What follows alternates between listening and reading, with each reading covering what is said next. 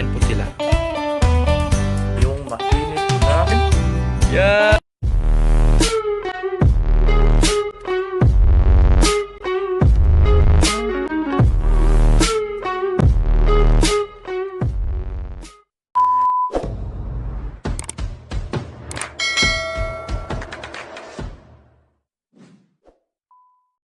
Hey guys, good morning. So, ayan, kagagising ko lang ngayong umaga. So, ngayon, malamig nga. So, yun nga, dating gawi. Kukuha kami ni mama ng init na tubig para namin. Magkape kami sa umaga. So, kuha ko ng mask kasi hindi tayo tawag na? Hindi tayo makapunta doon kapag hindi tayo mag-mask. So, dapat po talaga wear your mask. Kasi nandito po kami ngayon sa isolation area. So, ayan si Mama. Hi, Ma. Good morning ka, Ma. Ayan. Bit-bit niya yung tasa. So, okay. So, tara. Punta tayo doon.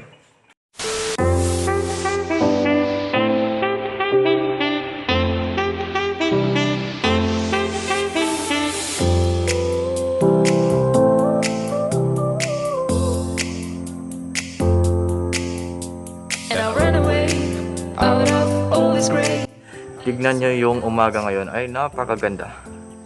So, may agas na. So, meron ng agas. Doon punta kami doon sa dulo kasi andun yung thermos. Andun yung mainit na tubig.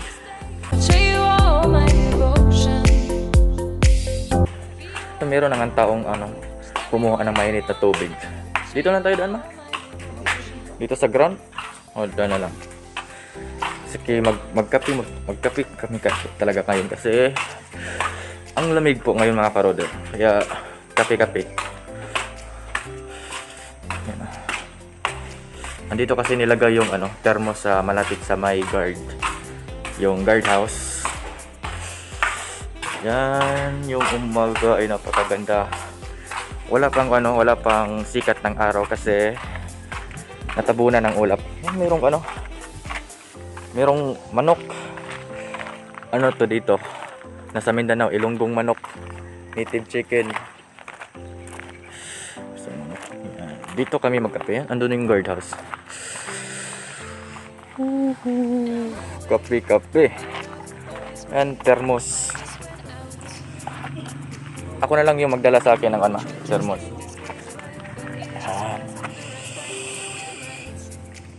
Napakainit po talaga ngayong umaga. Napakainit, napakalamig po talaga. Yeah. Meron naman itong kape sa kwarto. Kasi nagdala nga yung aking brother dito ng kape. Ito po yung namin ngayon dito. Yan doon. Andun yung sa amin. Nasa pinaka dulo, 3rd floor.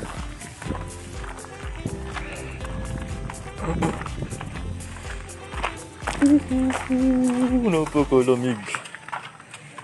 So, ito talaga yung pinakaayaw ko, yung malamig. Ayaw ko talaga maligo ng sa umaga kasi alam niyo naman, membro po ako ng Kandingon. Ito na yung mainit na tubig. So, ayan si Mama, hindi na to mahihiya kasi palagi ko nang sinasama sa vlog. Diba, sabi niyo naman na dapat hindi mahiya kapag mag-vlog. Tama po kayo kasi confident dapat. Ayan, Ma. Anong kape nga gusto mo, Ma? Yung sa Nescafe or sa Milo? So, hindi po yung sponsor So, ayun, andito na kami sa aming room. So, pwede na kami tanggal ng mask. Kasi kape-kape. Napakalamig po talaga ngayong umaga, napakalamig po talaga ngayon. Milo lang sa akin, Ma. Ay, pwede din kape. Kape na lang, Ma. Kape. Kasi kahapon, nag-Milo naman ako kahapon. So, kape na lang ngayon sa umaga. So, ayan, meron kaming tinapay.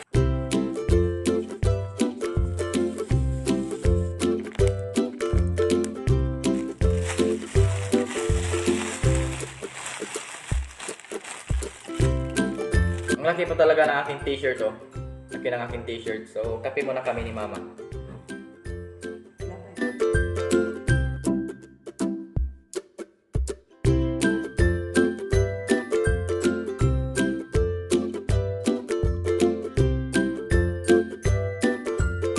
Tapos na akong magkape, si Mama ay wala pa.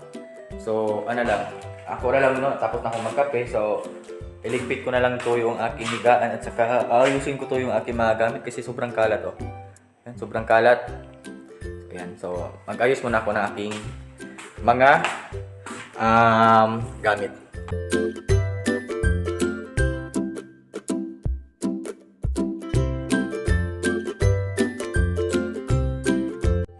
So, ayan, tapos na. Tapos ko nang nailigpit. So, medyo hindi, basta tapos na nailigpit. Tapos ko nang natupi yung kumot, at saka yung unan, at saka nailigpit ko na din yung aking mga gamit dito. Ayan, si Mama ay nagwawalis. So, tulungan ko na lang siya. Ngayong araw, maglilinis kami ngayong araw.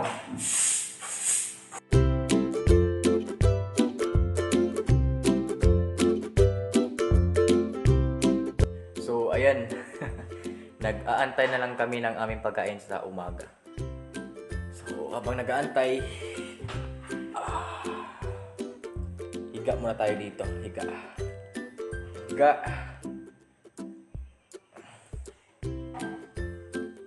So, ilang ngayon, Ma? Ilang days na ngayon, Ma? Ma? Ha? Ay, 8 days na kami ngayon ni Mama. 8 days. So, malapit na po talaga yung Pasko, no? Papalapit na yung Pasko. And Merry Christmas po sa inyo and advance Happy New Year po. So, ayan, ito. Nag-aantay ng pagkain sa umaga. Ano kaya ulam natin ngayon, ano? Itlog siguro. Itlog at saka sana mayroong tuyo kasi nung dati mayroong tuyo. Bali, isang beses lang tayo nagkaulam ng tuyo dito, mano? Ay, 2 beses? Oo, tuyo na dilis at saka tuyo na, anong tawag na tuyo na yun, Ma? Tabaga? Tamban na tuyo. Tuyo na dilis at saka tamban. So, sana ngayon may tuyo, no? Kasi namimiss ko na po talaga yung tuyo. So, ayan, kita-kits na lang mamaya sa pagkainan namin ni Mama sa umagahan. 5 hours later. Ayan, andito naman yung aming umagahan. So, ang aming ulam ngayon ay, wow, ano to? Itlog na may patata. Wow, sarap. Kain po tayo.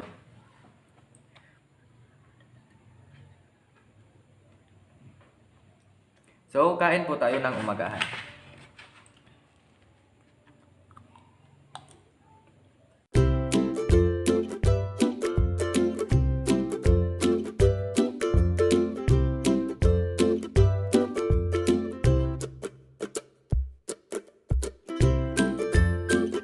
So, kakatapos ko lang kumain. Ayun, ngayon ay magtututbrush na po ako. Tapos na kasi akong kumain.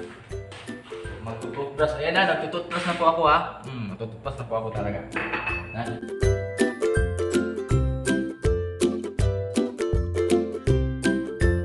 So, ayan, tapos na akong magsipilyo. Ayan, linis-linis ng aking ngipin. Linis-linis na. Yun, mga karodero, kahapon pa yan sila nag-aani ng kanilang mga mais. Yan, kahapon pa yan. Yan. Yan. Ngayon, ang daming tao na. Dito hindi masyadong maklaro, pero kapag sa personal talaga, makikita nyo yung mga taong nag-aani ng mais. Yang may puti yan, merong mga puti na maliliit. Yan po sila. Mo.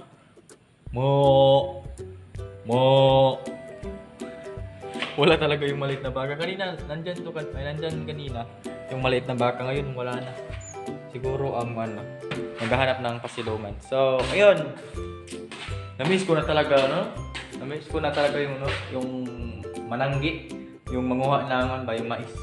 Yung mag-ani ng mais. Ang dami talaga nila doon, oh. Grabe. Ang daming mais dito, mano. Dito sa kanma.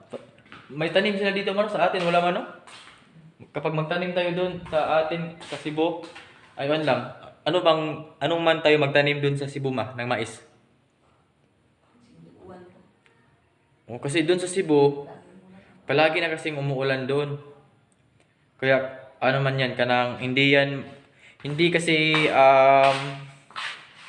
tumubo ng maayos yung mais kapag palaging umuulan at saka palaging umiinit. So, kuan talaga, dapat lang talaga na balance lang. Umuulan tapos may init. Ganun. Yan yung paborito ng mais. Kasi kung umuulan, yung mais ay malalata. Kapag mainit naman, yung mais ay hindi tumubo. Parang lang siya, pandak. Yung dwarf na mais.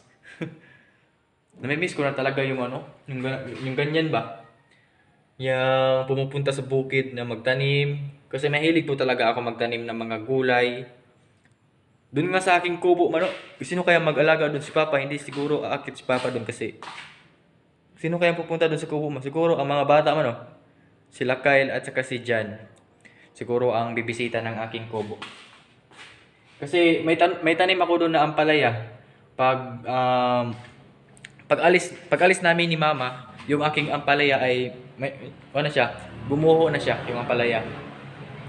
Tapos ano pa yung tanim ko doon? Yung sili at saka kamatis. At saka yung sikwa, yung patula. And then yung onion leaves, sibuyas dahonan. Tapos yung aking aking malunggay, nabubuhay na, ma. Nakikita mo yun, ma? Oo, nabubuhay na yung aking malunggay doon. Nagtanim kasi ako ng malunggay sa gilid ng aking garden doon sa bundok. Siguro sa mga palaging sumasabaybay sa aking mga vlog, nakikita niyo siguro yung aking mga previous vlog. So andun yung baka, oh. Natin to para talaga. May anak yan eh. Yung baka na yan. Yan, may anak yan. Saan kaya yung anak niya? So yun, si Mama ay nasa bintana kasi sabi niya, ayan, dito na daw yung baka. Pinanood niya yung baka, ayan, oh. Yan yung baka. Lang pala, nasa likod ng kanyang mama. Ma! Ma! Ma! Nakikita niyo yan, yung sa likod? Hindi pa siya lumalabas. Ma! Ma! Ma! Ma! Ma! Ma! Ma! Ma! Labas na, ma! Labas na, ma! Labas. Hindi lumabas yung baka. Parang si Harabas. Sige, sige, sige. Yan, palabas-labas na. Yan. Yan, nakita nyo. Yan. Yan. Yung maliit na baka. Yan, humiga ulit. So, what's up mga karoder? Ayan, maligayang pagbabalik. So, ayan mga karoder, no, sa mga baguhan po pala sa aking YouTube channel, ay ang aking vlog po ay nasa quarantine po kami ngayon within 14 days. So 8 days na po kami dito sa quarantine kasi andito po ako ngayon sa Mindanao, galing po ako sa Cebu. So ayan mga karoder, hanggang dito ko lang i-end yung aking vlog. And salamat po talaga sa inyong walang sawang suporta sa pagpasok sa aking live and lalo-lalo na sa aking vlog. Marami po talagang salamat at sa mga hindi nag-skip ng ads para makatulong po sa akin, marami po talagang salamat. Ayan, kita-kits po sa susunod ko na vlog po. Bye-bye po.